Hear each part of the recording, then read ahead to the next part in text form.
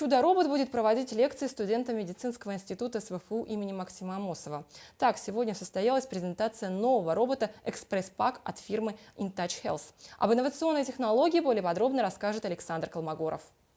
Мединститут не первый год сотрудничает с медицинским университетом города Саскатчеван. Провинция Саскатчеван – это один из наиболее динамично развивающихся регионов севера Канады, где эффективно используются технологии роботизации. Якутские и канадские учебные заведения разработали совместный проект. Благодаря этому был выигран грант и приобретен робот.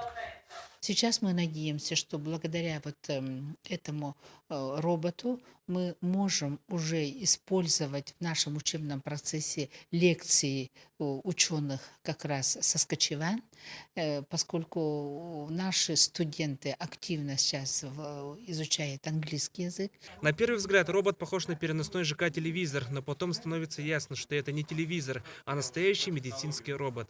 Во время презентации показали, как с помощью этого робота врач может в любую минуту оказаться рядом с пациентом. Кроме того, можно из любой точки Земли провести обход больных, помочь во время операции. Для подключения к роботу требуется интернет со скоростью 250 килобит в секунду и ноутбук. Эта модель, значит, для экстренной медицины в основном используется, для санавиации, для машин скорой помощи.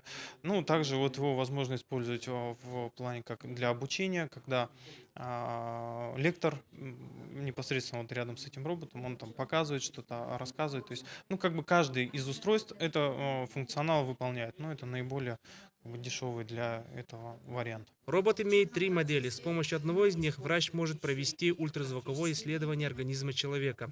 А камера высокого разрешения дает возможность рассмотреть каждый участок тела больного, вплоть до зрачка глаза. Представитель компании Василий Николенко показывает, как это работает. Он подключился к роботу, который находится в медицинском университете Канады.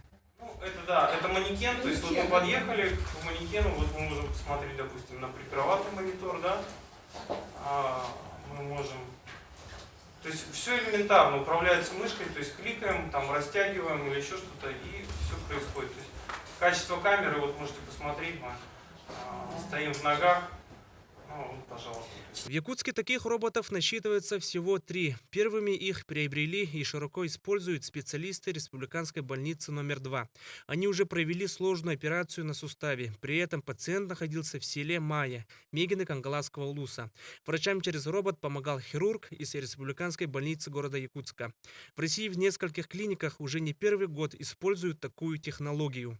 Кроме того института, который я представляю непосредственно, мы работали с Республиканской детской больницей в Чувашии, с Республиканской детской больницей в Владикавказе.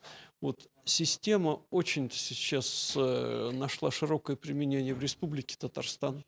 Вот, то есть там и для взрослой, и для педиатрической практики широко используется. Причем они убедились в ее высокой эффективности. Если бы нам 15 лет назад рассказали, что по палатам больницы будут ходить такие роботы, мало бы кто поверил. Но сейчас это действительность. В будущем такую технологию внедрят во всех медицинских учреждениях Якутии.